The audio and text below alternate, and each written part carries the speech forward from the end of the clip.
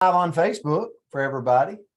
Just so you know, I was able to get the technology to work. So listen, let us know where you're tuning in from in the chats and the comments. We're going to mute it out, get it started this Monday.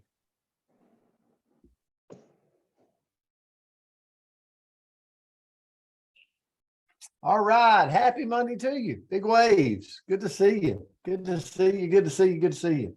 So Rick Redford is we're a little envious. I know I am of him today, but y'all have a blast out there, Rick, going and seeing the ball game, Atlanta Braves play at the Sox.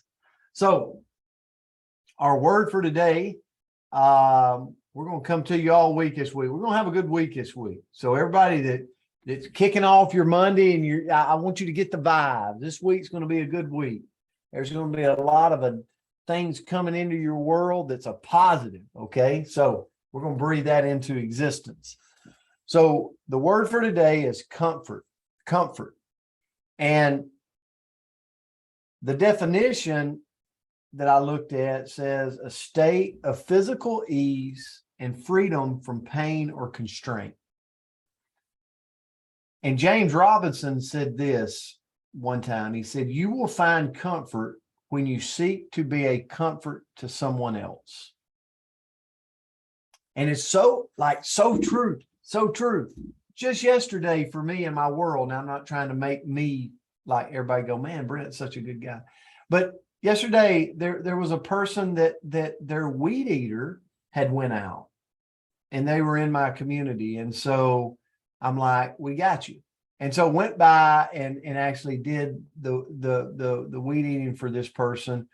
And I walked away with comfort, right? I walked away. And so I really resonate with what James said here. You will find comfort when you seek to be a comfort to someone else. And let me ask you a question. I know this has happened to you, but every once in a while, a special type person will come into your life, a comfort person. Somehow this person's able to stop even the most and the worst anxiety. Like stop it right in its tracks. This person can. Hearing their voice or even reading a text from them is like being wrapped in the warmest, softest blanket. You immediately feel relief from being around this person's presence. Now, think about the person in your life that you've had that makes you feel that way. Because most of us have lived a fairly decent long life, thank the good Lord. And I can think of people that make me feel that way or have made me feel that way in my life. But I also reflect back now, I go, man, I want to be a person that's doing that for other people. And so before I turn it to Andrea, I just want to come across a couple. Like if I want to be a person of comfort, maybe these are some characteristics I want to look at. First of all, and me and Andrea might overlap just a little bit this morning, but first of all, acknowledge people's feelings. Draw their emotion out. Like, have you ever been on a phone call? I'm thinking of some of you on here that's really good at this. You're on a phone call and you're like, so tell me how you're feeling. And you'll just stop and listen and let them get through their feelings, bring their emotion out. Don't minimize their pain. So many times I catch myself doing this, of trying to take their pain away or redirect it or be a solution to their problem. And they just want me to listen to their pain for a little bit. Just be a listener. Be there for them right at that moment. Like when a person, it's kind of what we said, be the light on Friday. Like when a person needs me, they need me in that moment, not 30 minutes down the road when it's convenient for me. Express my support. tell them they're special. And most importantly, lead with love. Do it with compassion, do it with love when I'm being that person of comfort. So Andrea, I know I stepped on some of yours, but thank you. I'm going to turn it to you this morning. Well, that was a great message. And yes, we're definitely going to have some overlap this morning. But the quote that I found was, words of comfort, skillfully administered, are the oldest therapy known to man. And that's Louis Nizer. And I think about, I don't think there's a single person on here that hasn't had a bad day. Like, I don't care if you're a 2-year-old, in your 2-year-old world, like, you've had bad days. So we've all had those moments where we have absolutely needed comfort.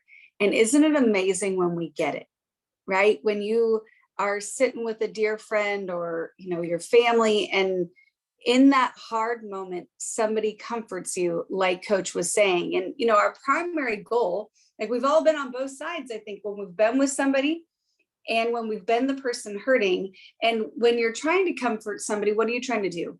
You're trying to ease their burden, right? We're trying to ease that suffering. We're trying to lighten their load. Let the person know that we care about them. Try to help the other person make sense of the situation, right? Have you ever been there where you're like, I don't even know what I want in this moment because it all just feels bad. So to be able to comfort somebody, you can kind of help them sift through and make sense of it, and then help the person better understand their emotions. I saw a drawing the other day where it was like all these different colored strings, and it was like a big mess. Like, picture if you like dumped out a pot of spaghetti, but all the spaghetti was different colored. And it was like, those are our emotions, that big tangled pile. And the more we can understand and separate them out, the more we can heal each of those emotions. So try to feel each of those little threads, and so that we can heal it and let it go. And by being that person of comfort, we can help with that. So kind of, this is where we're going to overlap a little bit, but how do we comfort somebody? First of all, witness those feelings. And I think that this can be really hard. If there's any other fixers, like anybody else here, a fixer, like, I don't want you to have pain. I don't care what the pain is. I just want to take it away. But sometimes we just have to witness it. So I know this is a hard time for you. I know that you're hurting. I hear you, right? I hear you. Tell me more. Just witness all of those big feelings that they have. And then next, affirm them. Oh, this is powerful. And this can be hard, especially if you really don't understand what somebody's going through. Like, if you've never, I don't know, coached a sporting team and their team lost, like, to me, I'm like, it's just a game. Like, what do you do? Right? Like, I'm sorry. I just don't get it. Like, if Alabama loses, I'm sorry, coach. If the Braves lose and you're upset, I'm like, what? You're not out there. It's not your blood or your sweat. So like, but I can try to, of course you're upset. You love that team. I absolutely can understand. Like, I was upset in a similar situation, right? So affirm those feelings, even if you 100% don't get it, but do your best to get to that place of empathy so that you can understand, and then help draw out those feelings. So again, this can be a hard one because, I've been accused sometimes of turning into a therapist in conversations, not because I want to be a therapist, but because I'm like, well, I know how you feel. I felt the same way. But what I found is, right, like, that is lovely, but not always the most constructive in a conversation, right? So tell me what happened. How did it make you feel? Like, walk me through the situation that you were in so I can walk next to you, and just try to be delicate in that so that you don't sound like a therapist. And then lastly, don't minimize it. So if I don't understand, like Rick Redford, I am so sorry that the Braves lost. Like, not that they're going to. Oh boy, I could step on some toes. I'm not putting that in your future right there. But try to not minimize it, even if you don't completely understand. Like, I'm so sorry that I stepped on that ant, and that your 4-year-old's crying because the ant is no longer on this planet, right?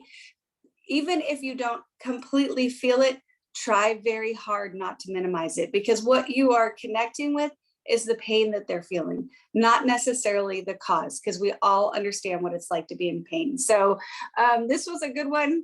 And sorry for the little bit of overlap, but hopefully we brought a little bit of different perspective. And Rick, the Braves are going to rock it this weekend or whenever they play, and go team. Can you do the tomahawk chop? Okay. I don't even know what it is. We'll Okay, teach we you just that. put our We'll own down. teach you Okay. that. In That'll be a Orlando, lesson we will tomorrow. teach you the tomahawk chop. So listen, let's be people of comfort. The world needs us. They really do. The world needs us out there. We'll come across people all week this week that needs our comfort. So love you guys. Appreciate you. Have a great Monday. I'm going to try to stop this recording. I did it. All right. So have a good Monday.